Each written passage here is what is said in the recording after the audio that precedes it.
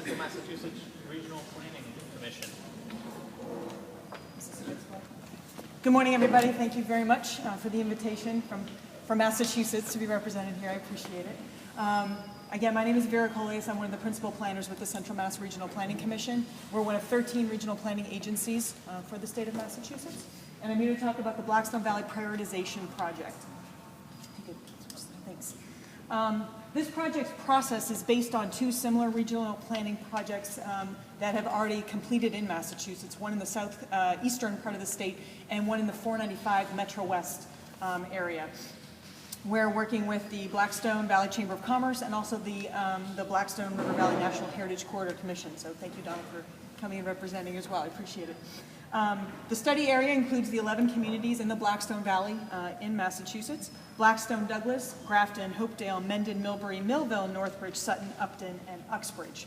Grafton, Hopedale, and Upton were part of the previous project that I mentioned, the 495 project. So what my agency has done is we want to finish out the Blackstone Valley part of our sub-region. We're funding this project through district local technical assistance dollars. In Massachusetts, regional planning agencies have a line item in the state budget that has been approved again for FY13, which is great, or for calendar year FY13. And we were able to parse off part of our DLTA dollars to be able to complete this project in our region. The objective of this project is to create a 30-year framework for land use development and preservation and infrastructure investments in the region. So again, we have, here's the Blackstone Valley region, which I know you're all very familiar with. The population of the Blackstone Valley on the Massachusetts side is 109,000, give or take. It's about 62% of the population of the city of Worcester, to give you a sense of scale of the area that we're talking about. And from a sustainability perspective, as part of the two previous planning projects that I talked about, the state established through a lot of collaborative approaches with the different team members of those other projects, 6 fundamental principles. And these are the sort of the sustainability principles that are guiding this process for all of these projects. We're also doing this project in a different part of our region, and we hope to continue replicating this process throughout our region. And I know the state at the Executive Office of Housing and Economic Development would like to replicate this process further west and basically complete the state through this process. This is really small, I'm sorry, my apologies, but I'll cull it down for you. New growth, one of the principles that we know is that the new growth will likely require transportation and infrastructure upgrades. That's part of this process. We want to make sure that commercial and residential growth is respectful of the natural system, so we're really trying to balance that preservation and the development aspects of the project. We need to make sure that we're accounting for the Global Warming Solutions Act and the recent Transportation Reorganization Statute on our side, known as Green Dot. Workforce housing has to be part of this process. So while we're talking about development, economic development and preservation, we need to make sure that housing is part of the piece of that puzzle. Sustainable growth will involve the creation and maintenance of an effective public transit system. We heard that from all of our communities that we talked to.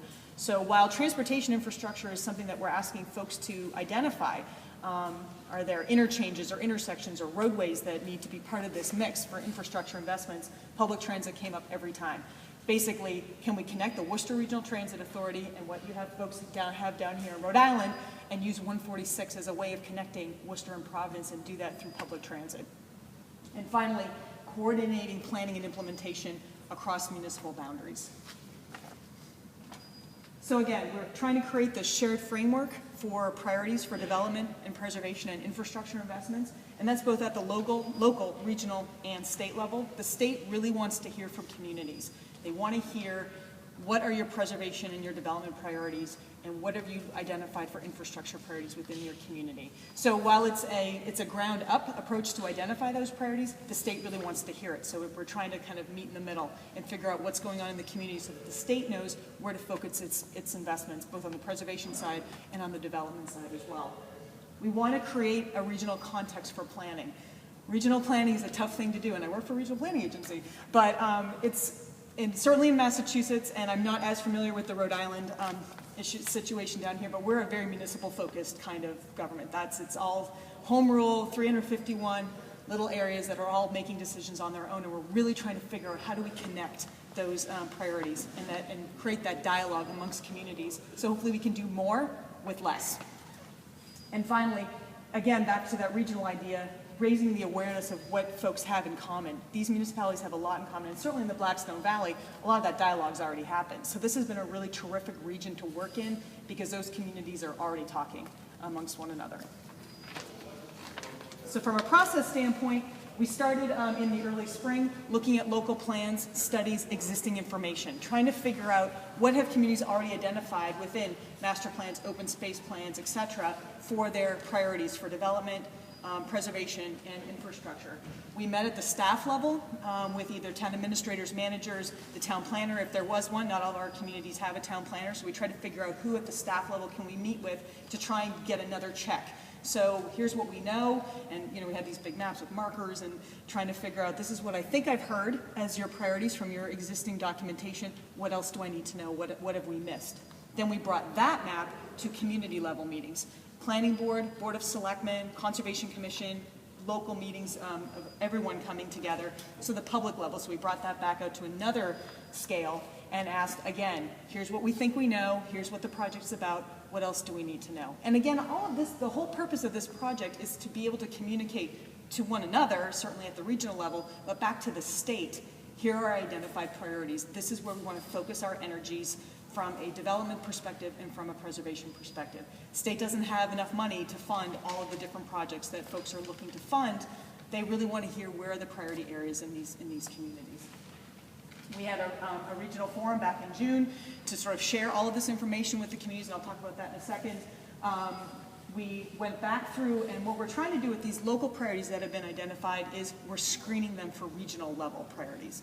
So the local areas that have been identified always stay as priorities at the local level, certainly. But some of those probably can filter up to be of regional significance, and that's what we're trying to target. And I'll talk about that in a second as well. We'll get through another set of regional forums to present all of that information and do a check back again to see how far off we are, and hopefully we're not that far off. And then we'll conclude the project at the end of December, which feels like next week right now.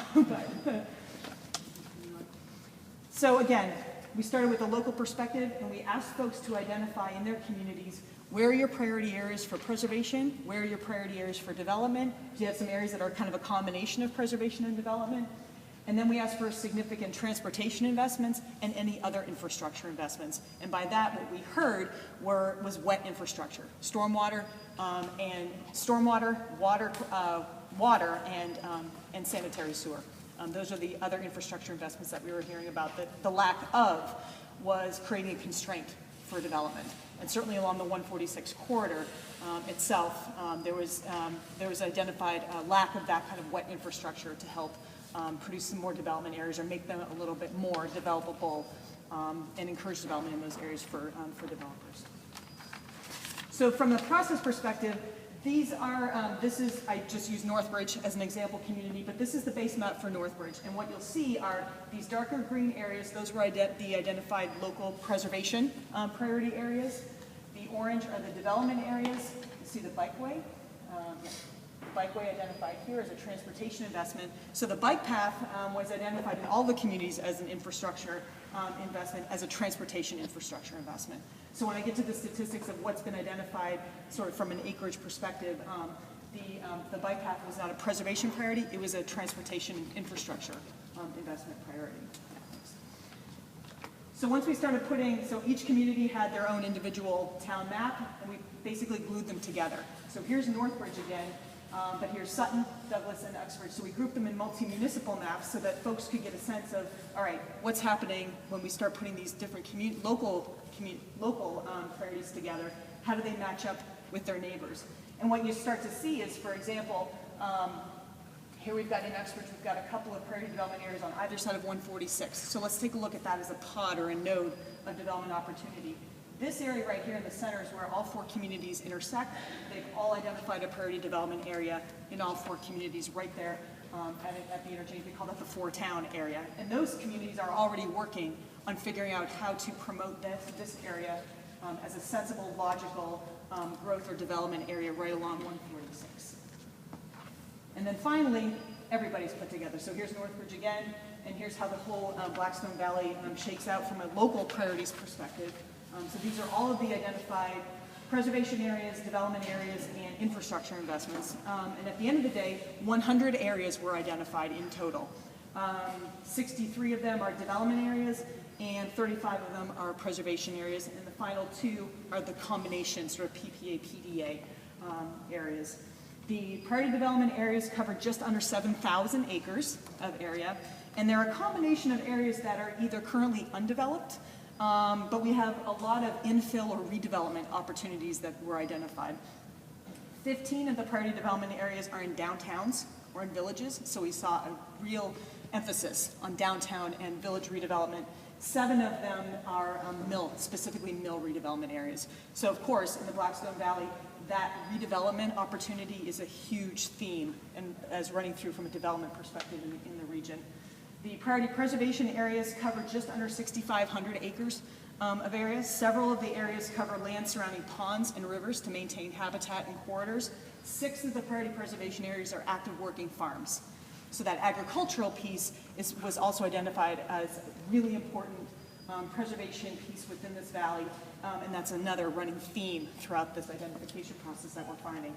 From an infrastructure perspective, again, I already mentioned that the bikeway was identified as well as the Grand Trunk and SNET as transportation infrastructure, and then we had various roadway projects and intersection improvements that were identified from a transportation perspective. And then again, back to the sanitary sewer water supply issue for priority development areas, that connection was necessary to sort of try and figure out that constraint and see if there was a way to open up some of that development opportunity. What we did here later on was the idea from a sanitary sewer perspective is there a way to create sanitary sewer processing and that sort of development at a smaller scale, not trying to sort of figure out another Millbury treatment plant, for the Blackstone Valley. Is there a way to separate this out and do smaller kinds of treatment opportunities, more efficient, and you don't end up in a big dig kind of construction process every time you're trying to provide that kind of infrastructure for the valley. Next. We held a regional forum. Again, we had over 70 people attend, including state senators and state reps. And again, we went through this process where we showed folks all of the maps and we had them break out into groups and really take a look at their maps, start putting dots, because planners love dots, on prioritizing what they were seeing on these maps. Because we wanted folks to get familiar with what their communities were identifying and what things we had missed, because we wanted to make sure we had that feedback process. But we also wanted folks to understand this process of trying to find regional priorities out of these local priorities. So it wasn't just a matter of making sure that all their local priorities made the map. It was, okay, let's take a look at the bigger picture. What of these areas make sense to you as a regional priority? And start thinking about some of these criteria that we're thinking about. So again, this regional screening process was really important. We wanted to make sure that the participants at the forum understood kind of what process we were going through. So we wanted to bring that home to the picture. We also wanted to include what we were calling expert roundtables as part of this process. So we pulled together folks that work in the development industry. So we had real estate folks, we had economic development folks, we had folks that own a lot of property in the region. We had preservation experts at the table, so we could sort of ground truth what we were hearing from the communities, or what sorts of things should we be thinking about. So that idea of that separated wastewater, idea of can we figure out a way to provide that sort of cutting edge kind of technology at a smaller scale, that came out of that idea. What also came out was the idea of let's try and get away from everyone wanting that giant 500-acre biotech park in their town as an economic development goal, because it's not going to happen. The market is actually really looking for 3,000 to 10,000 square foot areas for economic development. That's your incubator space. Those are your small biotech labs. It's a lot of smaller space. What does that sound like? That sounds like a mill redevelopment project to me. So what we're trying to find out is, are there these larger areas like that four-town sort of economic development area that's several hundred acres, but we also have mills that can be redeveloped that can really fit that niche in that market of guys and gals looking for smaller areas to work in to try and redevelop. So from our regional screening process, these are some of the criteria that we were looking for to sort of figure out what are our regional priority areas. So we're looking for priority development areas that are abutting already developed land or are a redevelopment opportunity. Are they in what we have in Mass, an economic growth district, a 43D, which is an expedited permitting district? So if communities already identified areas that they have committed to permitting in 180 days. From a preservation perspective, we're looking at Biomap 2 or critical core habitat areas. Do they have wetlands, floodplains, impaired streams, wellheads, aquifers? These are all the sorts of things that we are looking for to try and figure out what areas might elevate up to be of regional significance, including proximity to the bike path. We use that as a criteria. And what was interesting is that most of the priority development areas that were identified were within either a half or 1 mile of the bike path. It was kind of nice to see that come through. Next. I touched on this a little bit, some of the themes that were emerging from the screening process, but these are the things that are kind of pulling out as being priority areas and themes that are running through this process for the region. Downtowns, town centers, villages, centers for development. Mill redevelopment and adaptive reuse of these terrific resources that we already have in the region. Priority heritage landscapes that were identified through the DCR project, those have been identified as priority preservation areas.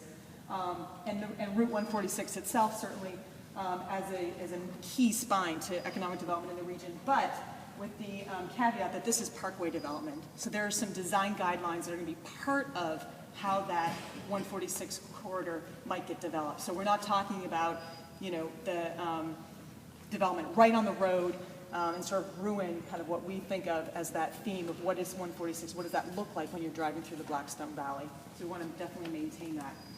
Interchanges are a key transportation asset, but we want to make sure that we maintain that capacity at those interchanges. Again, working farms with prime agricultural soils, those are assets. We want to make sure that we maintain those. Connectivity between the existing open spaces, clustering identified preservation areas, the Blackstone River, the bikeway, and the canal, sort of as a corridor.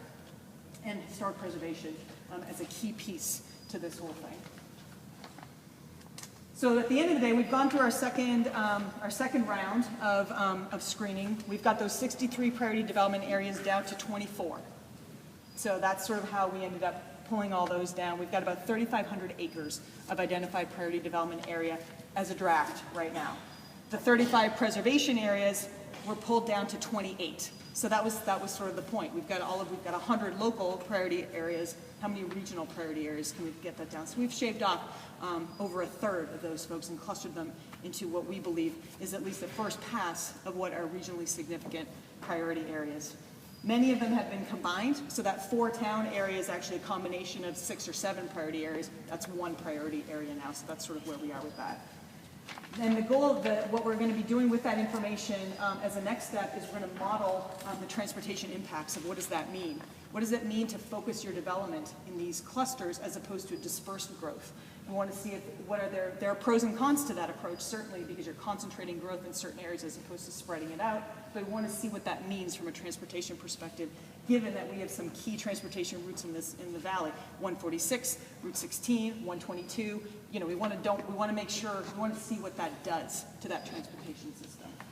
We'll have our regional forum in November to present these priorities and get some feedback and see how well we did. And again, the final report will be at the end of the calendar year.